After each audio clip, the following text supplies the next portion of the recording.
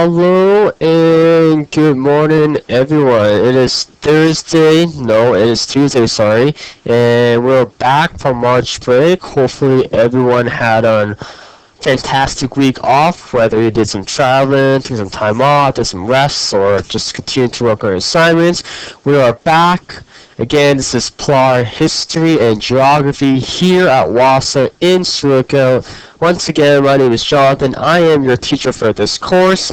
We are entering week 6 of term 2A. Okay, so that's week number 6 in term 2A. We have 3 more weeks after this week, and then this term will be completed. So we're more than halfway done. We're moving along really nicely. Before March break, we finished the first half of this course, where we have finished looking at Canadian history topics since the early 1900s to present day. With that being said, today, starting this week and for the rest of the term, we will be looking at the second half of this course, the second subject in this course, which will be geography.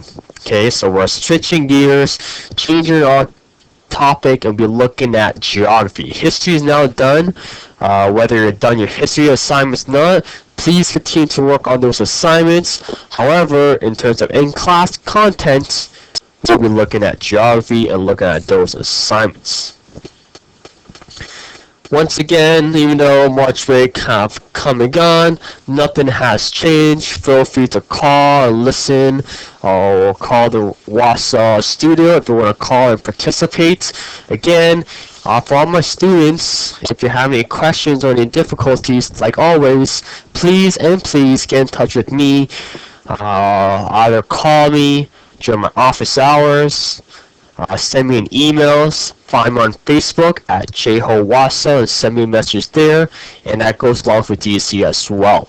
Okay, again, my office hours are still the same. If you're a local student in Schuylkill, feel free to swing by our office on Front Street and say hello. If there's no questions, I'm going to dive right into it and start our lesson by looking at lesson number 4. Lesson number 4. So again, like I mentioned, history is now done. Lesson 1, 2, and 3 are now completed. If you missed any of those classes or content, feel free to go onto my YouTube channel. All our lessons are posted on there, or you can go to the archive page and listen that way as well. If you don't have internet access in your community or where you're at, it's not the end of the world.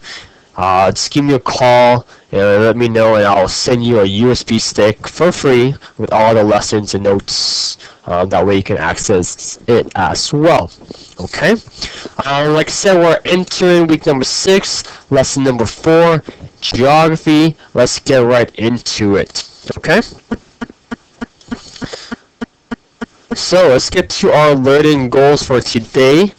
Lesson number 4 is very short. We could probably zip through it right through today, but we'll probably do half of it today and finish it next class on Thursday. But for sure, we will finish lesson number 4 by this week. Okay, so let's get to our learning goals and our learning expectations for today's class. We'll write this out for everyone. Learning goals.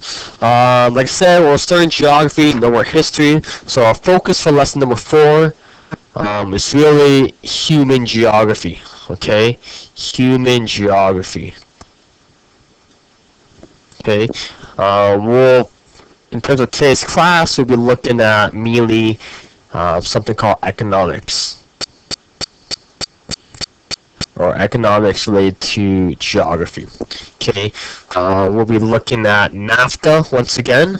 We cover a bit of NAFTA during the history portion, but we're going to get into more details and look at the positive and the negatives, the pros and cons, and the controversies surrounding NAFTA as well. Okay, so that's pretty much our learning goals for today. Nothing huge, but I just want to point out that in terms of this section, in terms of geography, there are lots of definitions. Okay, just keep that in mind as we go through these slides and these notes together. Just keep in mind that there are a lot of definitions and terminology when you will be completing your geography assignment. Just keep that in mind, okay? So again, I'm not asking anyone to write a huge essay or write War and Peace. Again, just pay close attention to all the definitions. Again, like I said, all the answers are in your textbook. There's no need to Google or do additional research, which is okay. It's nothing wrong with that, but I just want to let everyone know all the answers are covered in class on my slides, and they are in your textbook. Okay? So don't be scared. Alright. So, again, definitions. Our main goal for lesson number 4 is really dealing with human geography. So let's define human geography, and then we'll get into a bit of economics. Okay? So human geography, as it says in your textbook, is the human political and cultural branch and dealing with geography. Okay? Human political and cultural branch. It really focuses on how humans adapt themselves to the land and other people. What does that mean? Well, we're pretty much dealing with pretty much anything that relates to people. Okay, human, us. Okay, we're looking at space. Not outer space, but in terms of space that we live on, or the land that we live on. Okay, space, the land, and how all these factors come into play. Okay, so we got space. Okay, we can even write down places as well. Place. Okay, so we got people, space, land, places. All these coming together when we're looking at human geography. We're looking at how we as individual and humans really use the space on this earth, this planet, the space, the land, cities, farmland, city, all those factors come into play. Okay, we're dealing with countries, our relationships with one another. All that deals with human geography. Again, it is the human political and cultural branch, and the focus on how humans adapt themselves to the land and other people. Okay, so that's pretty much the definition of human geography, but we can even break it down even further into subsections. There are 3 main sections that we will be touching upon when dealing with human geography. Okay, so number 1, economics, 2, urbanism, and 3, military. All these sections go back into human geography. Okay, and we will be looking at all 3 subsections very, very closely. Okay, we'll start things off with looking at economics. Okay, we might start urbanism on Thursday, and we'll definitely finish it off by looking at military on Thursday. Okay, so economics, urbanism, and military. These are the 3 main subsections when looking at human geography for this course. Okay? Okay, I'll say it one more time. Economics, urbanism, and military. Just keep that in mind. Put a little star beside because, again, it will come up again on your assignments. So, economics. Economics. Well, we're looking at human geography or geography in general. Again, economics can be the geographical view of economic activities, where we will be examining relations, organizations, and relations and interactions within and between local, regional, and world economies, mainly based on locational characteristics of primary, secondary, and tertiary activities will be evaluated and will be focused on topics of current concerns, kind of dealing with NAFTA. Okay, so this is the subsection number 1. So I'll put a little number 1 up beside it. Okay, so we'll be looking at economics right now. Oh, okay, look at that. Definitions. So economics, geography, let's define it. Okay, economic geography is the study of widely varying economic conditions across the earth. Okay, not just dealing with Canada, but we're looking at the whole globe, the world in general. Okay, it can be influenced by three factors that I noted. One, climate. Two, geology. And three, social political factors. So one, climate. Climate does play a huge role in economic geography, where we're looking at natural resources in a particular place or country. Okay, not all country or regions or places around the world have the same resources. Okay, so some may have more than other, and some may have it, and some may don't even have it. Okay, again, that can play again into agriculture. Okay, depending on where you live in the world. For example, here in Canada and here in northwestern Ontario, it can tend to be really cold mainly throughout the year, which impacts agriculture. Okay, it impacts what we can grow and what we cannot grow. Okay, whereas in some parts of the world, if you live near the equator, it is often always warm. Hence why they have longer growing seasons, hence why they can produce more agriculture. Okay, that's not a factor as well. Again, forestry, here in northwest Ontario, we have tons and tons of forests, okay, which can be positive because it's a part of a resource where we can produce paper and other materials. Okay, productivity, okay, where we can produce more goods and items for people who want it in terms of supply and demand. So the more increase in population we have, the more productivity and the more supply and demand that comes. Okay, so all that relates back to climate. Okay, climate's a huge factor. What can grow, what cannot grow, and what we have and what we do not have. Okay. Number two, geology. Okay, it was pretty much a study of rocks, or in another case, land formation. Okay, again, when we look at Canada, for example, Canada's a huge, massive country, coast to coast. Okay, very huge.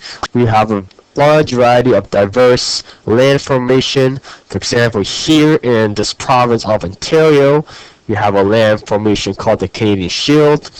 Lots of rocks, lots of minerals, lots of forests as well.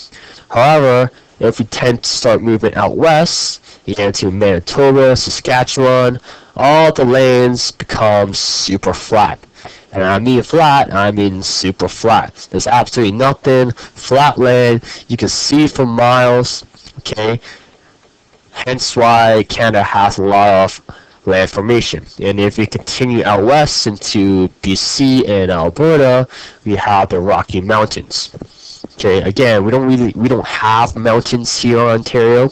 Okay, so again, the study of rocks, land formation is geology. Again, that impacts economics based on what we have, what we don't have, and how that impacts us as humans. Okay. Number three, social political factors. Again, that deals with policies based on government and human relationships, how certain policy may impact one other policy in terms of trades and other items that we can produce, what we cannot produce, how much we can produce, and what we can sell and what we can receive. Okay, so all of these factors and many other factors goes back into economic geography. Okay, it deals with materials, supplies, products. Okay, supply and demand, what we want, what we don't want, what we have, and what we don't have. If we don't have it here and we want it, we may trade with another country. We may sell, hey, I'll give you this if you give me that. Okay, so it's all about economics. Okay, for example, here in Canada, where Canada is an example of a developed country, we have a really well-developed economy where we have a lot of goods that we can sell to other countries that they may want or that they don't have that we have. Okay, so a lot of well-developed countries, Canada, United States, Britain, Australia, just to name a few, have a good economy where our dollars are pretty well. Maybe not so much here in Canada since our Canadian dollar is kind of below average, but again, it still helps us in terms of trades and the values that we can sell and receive back. Okay? So, continue with trade. Okay, we're not trading hockey cards like back in the day, but we're trading goods. Okay, when I mean goods, we're talking about a lot of natural resources and items that we have that other countries don't have. Just keep in mind about that. Okay, so one definition that you'll see again, the little star beside it, is trade surplus. Trade surplus. What is a trade surplus? Again, we'll deal with more definition, more terminology. Okay, a trade surplus is when a country that has more goods to export to another country than goods to import. Okay, two key terms that I just said right there in that sentence, which is import and export. So let's kind of define those terms so that no one is confused about what is what. So import. Okay, import really deals with we're getting. Okay, a country's getting something, or they are receiving something, mainly goods. Okay, that is import. Export is pretty much the opposite. Okay, they are given. Okay, they are given. Okay, maybe I'll draw some arrows to help illustrate that. So, importing, something that's coming in, and exporting is something that's going away. Okay, so a trade surplus, I'll say once more, is when a country has more goods to export to another country than goods to import. Or in other words, was when a country has more items or goods that they can give away to a country who are in need, rather than a country that has less resource. Okay, so for example, Canada can be classified as a trade surplus, where we have lots of goods and items that we can ship and send away to other communities or countries around the world, since we have a lot of it. We don't really need much here in Canada, since we have a lot of natural resources and goods that we can produce here on our own. Okay, so importing and export, or import and export, pretty much we're giving away more and getting less. Okay, that's an example of a trade surplus. Okay.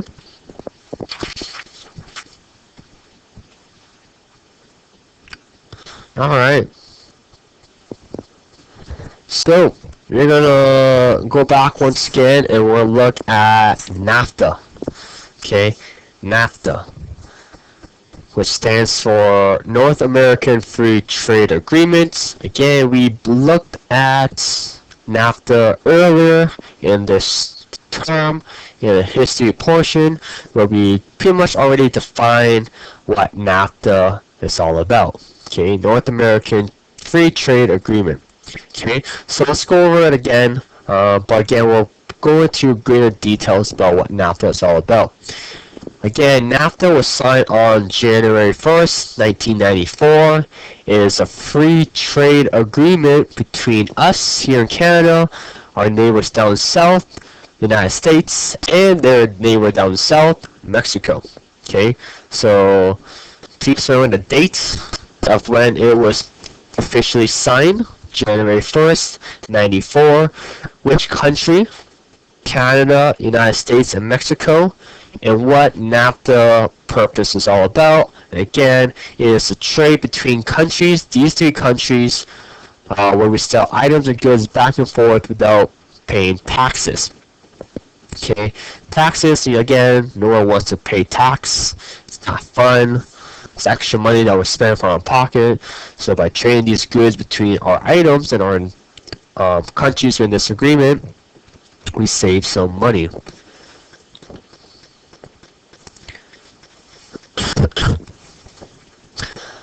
So NAFTA, with this agreement between these three countries, without paying taxes, it basically remove as many tax as possible on good.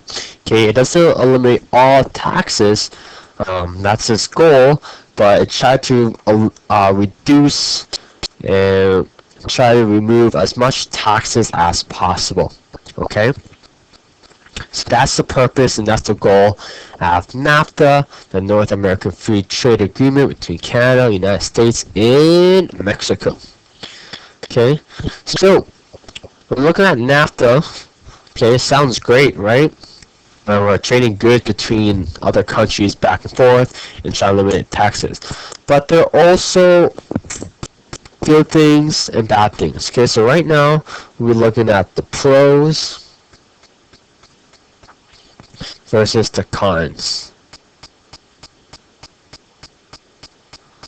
Okay, so we're gonna look at the good side and the bad side of NAFTA. What are some good, positive outcomes of NAFTA, and why some people disagree with NAFTA? Okay, so again, like all laws and agreements, some support it, some don't. Okay, there's always some good sides, and there's also some bad sides. Okay, so the pros and cons, let's get to them right now. We're going to first look at the good side. Okay, then we'll look at the bad side. Again, there'll be questions on NAFTA on assignment number 9. So again, please take notes and follow closely along when we're looking at NAFTA. Okay, so NAFTA, the benefits of NAFTA or the goods of NAFTA. Okay, like I already mentioned before, it removed as much taxes or try to eliminate as much taxes as possible. Restriction on tariffs removal on, for example, motor vehicles, automotive parts, computers, textiles, and agriculture. Okay, these are just some examples of goods that we can trade back and forth without paying taxes. Okay, motor vehicles, automotive parts, computers, textiles, and agriculture. NAFTA also protects property rights when we're trading back and forth, trademarks, and copyrights. For example, if we're trading like an Apple product or an iPhone back and forth, you cannot rename that product here in Canada to something different. Okay, so NAFTA does protect property rights, trademarks, and copyrights. Okay, like I said, we can't just trade an item back and forth and change that label and change that company's name and sell it like it's ours. Okay, NAFTA protects those rights. Okay, again, by trading back and forth, it's a great thing. We get what we want, they get what they want at a reduced price, hence why our economy grows. Okay, there'll be a lot of economic growth. Okay, again, because there'll be a lot of supply and demand. Again, we can sell and trade and buy items without paying taxes.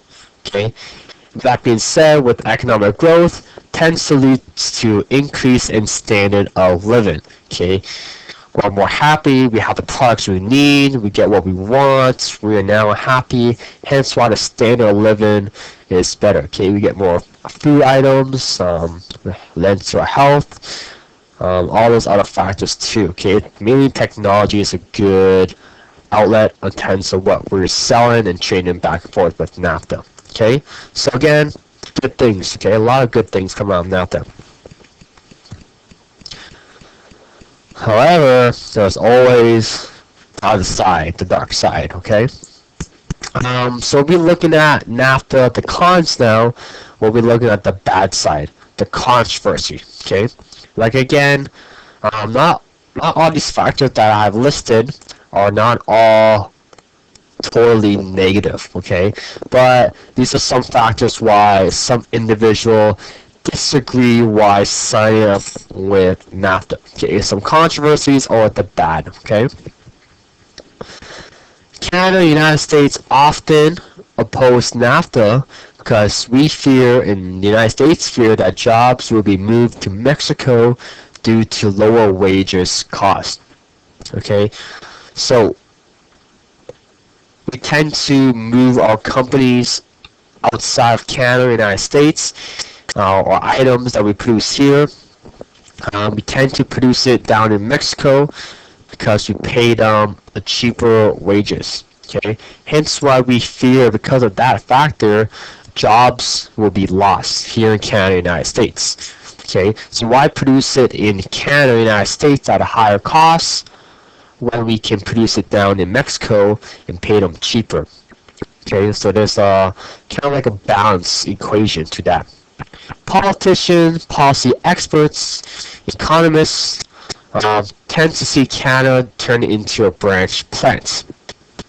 Okay, a branch plant. What does that mean?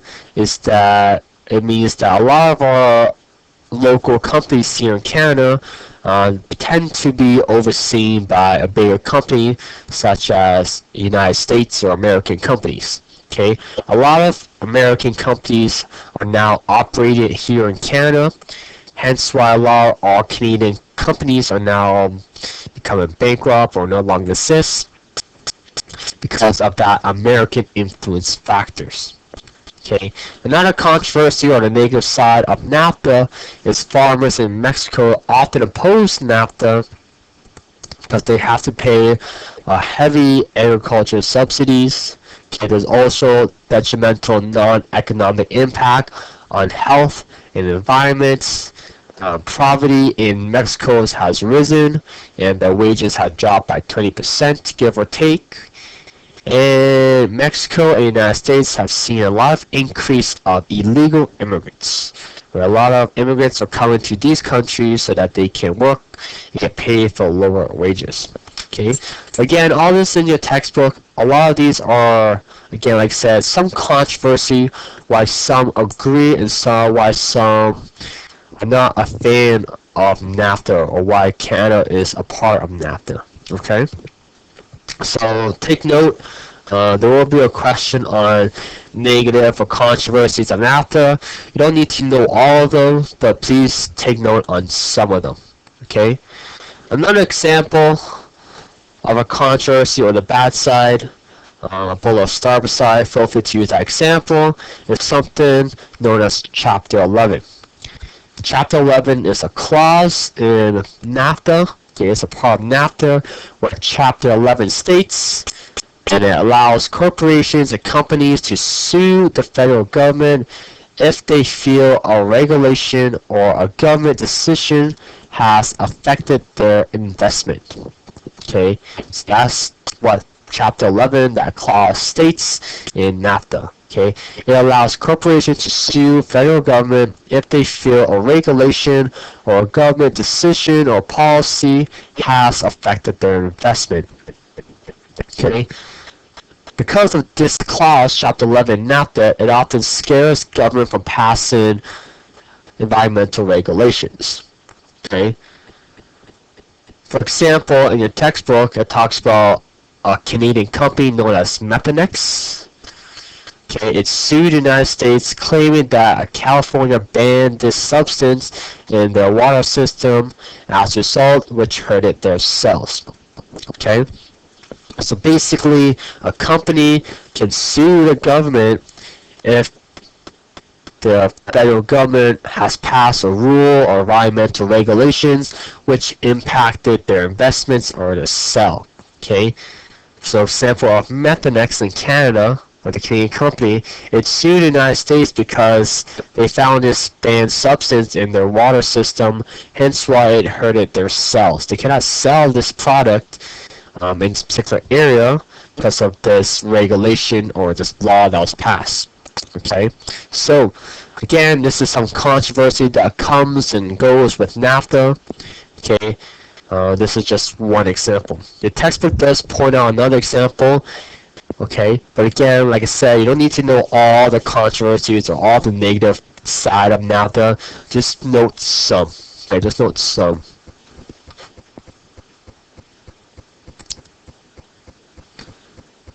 Alright, let's get to human rights. Human rights. Okay, so that's about NAFTA. So we're going to look at human rights. What is human rights? Again, we kind of touched upon it in the history half when we deal with the Bill of Rights in the Canadian Charter of Rights and Freedoms. So human rights pretty much touch upon those same fundamentals. Okay, right to freedom. Okay, right to earn fair wages. Okay, the right to move in the country, freedom of speech, religion, and protection from danger. Okay, human rights. Okay, again, we're dealing with equality.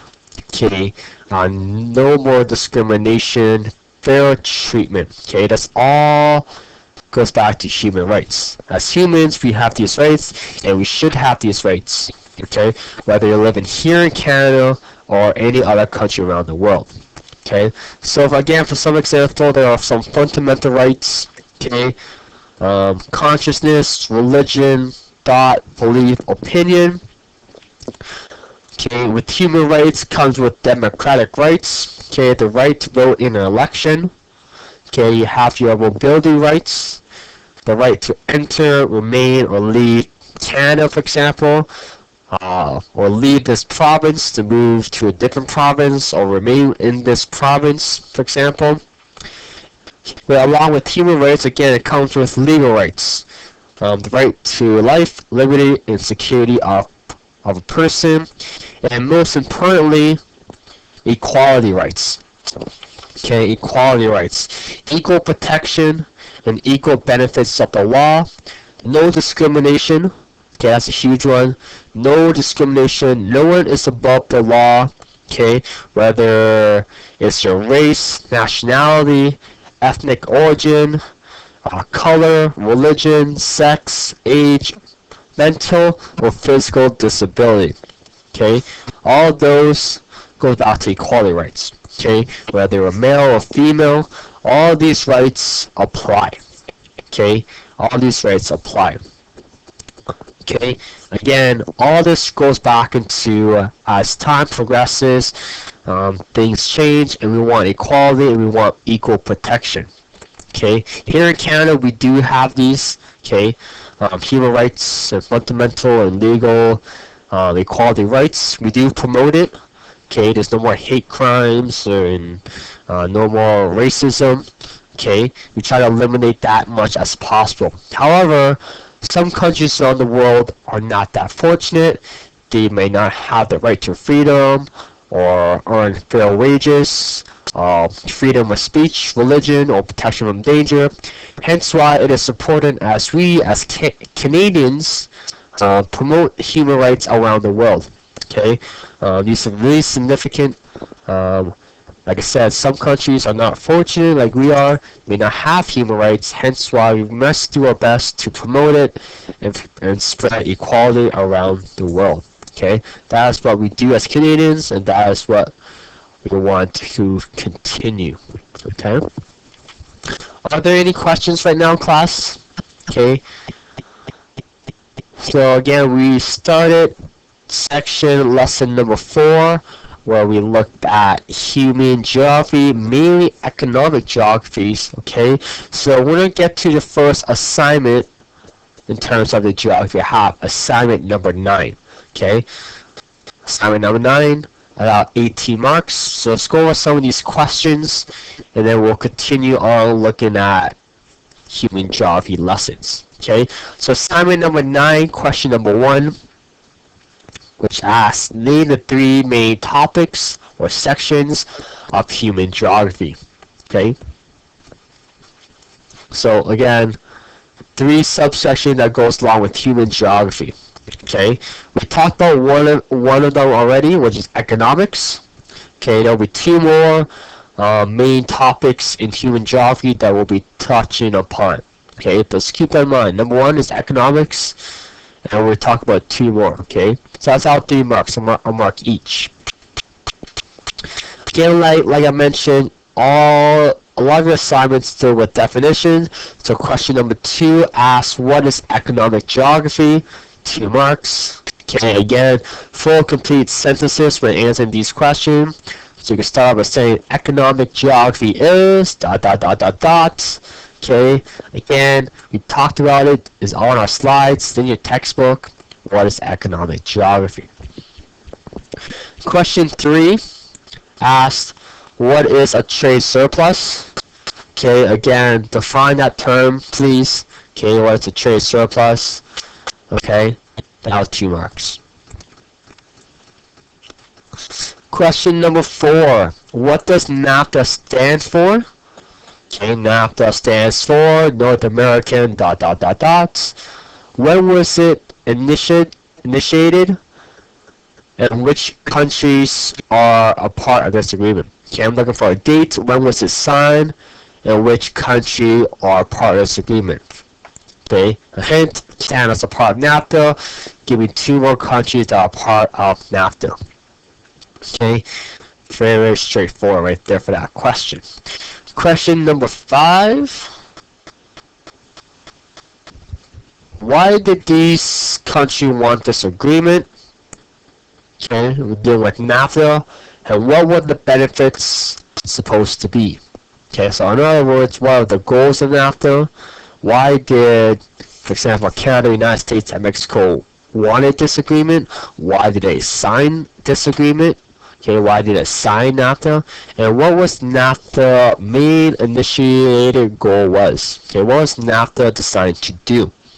Okay, give some examples. Okay, we all know that it tries to eliminate all taxes, but taxes on which items, for example. Okay, give details and feel free to give examples. Okay, so I don't know what's the positive side of NAFTA is that question. Question number 6 deals with the other side. There have been many controversies since NAFTA agreement took effect. Provide details about 3 of these controversies. Okay, we're looking at the bad side. Okay, so I'm asking the question asked for 3. Okay, give me 3 examples of the controversies or the negative side when looking at NAFTA. Okay, there are tons in your textbook. We have talked and I have listed tons in this lesson. So go back if you're not sure. Look at the slides. There are 3. Just list 3. Okay, give details about 3. For example, you can talk about chapter 11. That's 1. Okay, and then 2 more controversies. What's some negative side when dealing with NAFTA? Okay, straightforward. I'll mark each right there. And as we continue down, last question, number 7. What are human rights? What are human rights? Okay, give some example of human rights. Again, there are tons in textbook. We have listed so many. Okay.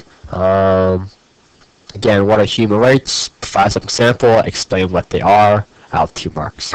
Okay. So that right there, class, is assignment number 9. Again, 7 questions, but again, nothing huge. A lot of it are definitions.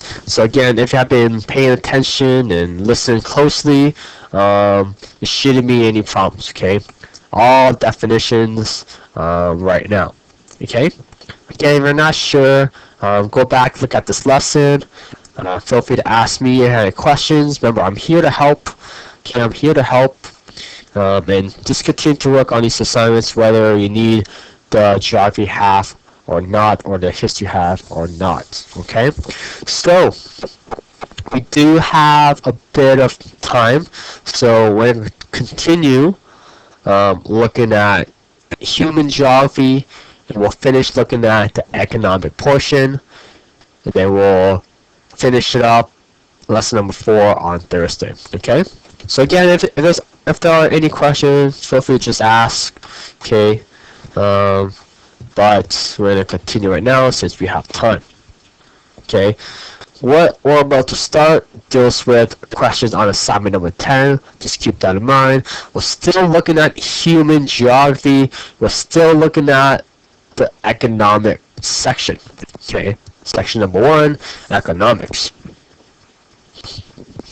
So right now, class, we're going to talk about 3 types of industries. 3 types of industry: primary, secondary, and tertiary industries. Okay, whether you're working in a huge city or you're working in your community, or if you're working here in Silico, you will fall either into one of these categories. Okay, primary, secondary, and tertiary industries. Okay, so again, definitions. We're going to define each of these three sections or three of these industries to give you a better understanding of what they are all about. So the first one, primary. Okay, primary industry deals with harvest raw materials such as steel, wood, lumber, or natural resources such as soil, minerals, animals, water, and minerals again. Okay, into primary products. Okay, so again, primary industry deals with harvesting or extracting raw materials or natural resources that come from this earth, come from this land. Okay, so for example, jobs that fall under primary industries are agriculture, if you're farming, crops, or other goods, okay, your primary, fishing, okay, whether you're hunting or fisherman or fisherwoman, on a full-time basis, you fall under the primary industry, forestry, and mining. Okay, so agriculture, fishing, forestry, and mining, all these jobs fall under the primary industry. Okay, for example, like I said, they're extracting or harvesting raw materials or natural resources. Okay, so think of it as starting really from the bottom, the basis. Okay, the basis. Secondary industries. Okay, so we're moving one level up, for example. Okay, think of it that way. Secondary industry produces manufactured goods from primary industries. Okay, goods can be used by consumers, which is everyday people. If you usually work in large factories, you fall under the secondary. Okay, so for example, manufacturers, okay, any factories, any plants, where you're processing goods, construction, building, okay, all this falls under secondary. Okay, mainly factories, manufacturers, plants, building, construction, processing food, deals with secondary industry. Okay, so we're moving one level up in a way. Okay, and lastly, the last industry is known as the tertiary industries, which where I fall under. Okay, tertiary, also known as the service industries. They provide service needed by primary and secondary industries. A lot of people are employed under this section. The highest number of jobs, almost by 3 times. A lot of these jobs fall in dense, urbanized, populated area. Okay, in other words, big cities. So, for example, transportation, banking, communication, entertainment, teaching, for example, is what we do here at Wausau, police, and our nurse. Okay, there's more too, but these are just some examples. Okay, otherwise known as the service industries. They're providing a service. Okay, I need to cash in my check, so I need to go to the bank. Police, they help protect society or keep society intact. Okay, nurse, whether you're sick, you gotta go to the hospital. They take care of you, give you medicine or a doctor. Teachers, teaching gives you education. Communication, whether you're selling a product or not. Okay, so all this known as service industry, known as the tertiary industry. Okay, so giving you an example, your smartphone, okay, your iPhone or your tablet or your computer, that comes somewhere. Okay, it comes from a store, but where did it come from? Okay, if we go back 2 slides, okay, we need to extract minerals, metals, and other items, okay, to make that smartphone, iPhone, or tablet, or computer. Okay, so we need to do some mining, we need to extract these minerals from the earth. Okay, so if you're a miner and you work in the mining industry, that's where it starts from. Okay, then it goes into a secondary industry, where they put all those parts together. So mainly in a factory or plant, okay, and just piece those iPhone, make that iPhone or computer or tablet together, okay, so that it works. Okay, once that finished product is made, we have something known as the tertiary industry. Okay, now we have this piece of technology or this gaming system. We need to be able to sell it to consumers. Okay, hence why we have stores where they try to sell and promote their items. Okay, so that's where the service industry of the tertiary falls under. Okay, or for example, if you're going to the fresh market here in Silico and you buy a piece of fish or a piece of salmon, where did that piece of salmon come from? Okay, it did not just magically appear at the grocery store one day, it came from somewhere. So again, another example, primary, someone needs to go fishing, okay, out in the ocean, somewhere, or in a lake or a stream, okay, need to go fishing. That is primary, okay, fishing. Okay, once they catch that piece of fish, boom, we have a fish now. But what do we do with that piece of fish? Okay, we take that piece of fish, we give it to a secondary industry where they chop it up, chop off the head, they scale it, they clean it, take off all the bones, okay, they do all that, okay, and now we have a nice piece of boneless salmon, which can now be sold into a tertiary industry at a grocery store, for example, where they sell to consumers. Okay, the same thing for fruits and vegetables. Okay, again, that piece of cucumber did not come magically into the grocery store. Okay, someone needs to plant it, someone needs to grow it. Okay, someone needs to take care of their agriculture. Once it's nice and big and ripe, okay, they need to pick it or take it out from the land. They give it to a secondary where they clean it or chop it or whatnot. Then they give it to a tertiary and they sell that product. Okay, so there's always steps, always steps. Okay, so those are the three types of industries that are dealing with economics. Okay, urban. Okay, urban. Okay, this is urbanism. Okay, this is the subsection or the second main topics we're dealing with.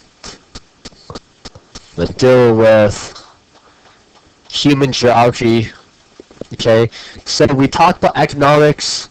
Okay, so now we're kind of switch gears and look at urban or urbanism. Okay, it still deals and relate back to human geography. Remember, there are three sections. Okay, these subsections in human geography. We dealt with one, economics, but now we'll start looking at urban or urbanism. Okay, and what does that mean? Well, let's define it. Again, lots of definitions. Okay, so again, please make sure you know all three types of industries. Okay, primary, secondary, tertiary. Okay, and also make sure you know the definition of urban geography. Urban geography. Pretty straightforward definition. So let's go over this definition and then we'll call it a day. Okay, so urban geography is the study of urban settlements. It also looks at development of cities, towns, and communities. Okay, whether you live in southern Ontario, in a big city like Toronto, okay, or another major city in northwest Ontario, Thunder Bay. This is a picture of Mount McKay in Thunder Bay.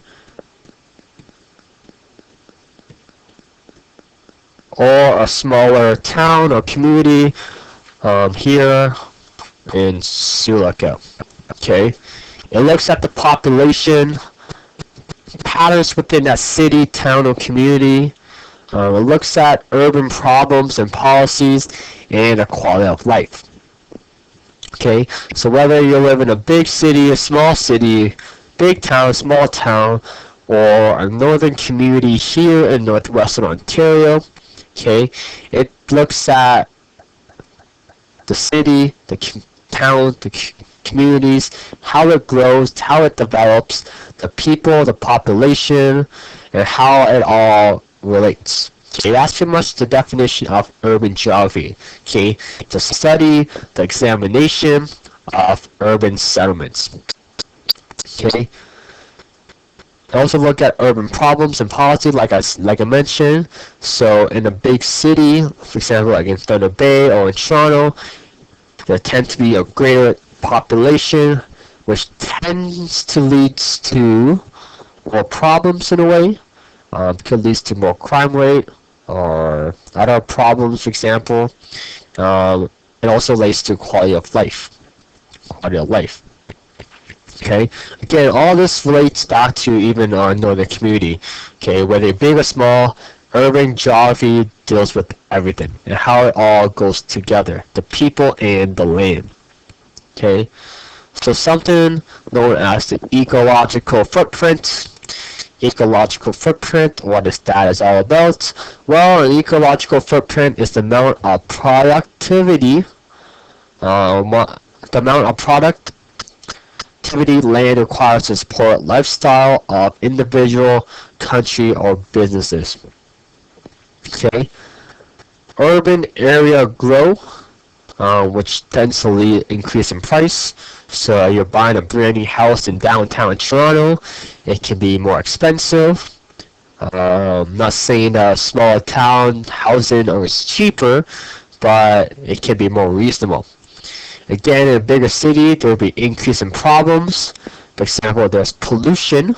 Okay, more cars, more pollution, more factories, more pollution. Hence why, for example, living in northwestern Ontario, I tend to notice that the air is much cleaner and much more fresher. Okay, but in big cities, more pollution, more garbage, and more waste are produced. Expansion.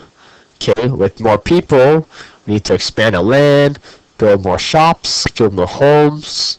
Okay, that tend to be a problem as well as we lose farmland. Okay, again, not a balanced equation. Do we want to build more homes and lose farmland or whatnot? Okay, so the ecological footprint is how much an individual need in order to support their own life or lifestyle of their own. Okay, to further illustrate that, I got a little illustration for here. Okay, a bigger house takes up more ecological footprints. Okay, it takes up more energy.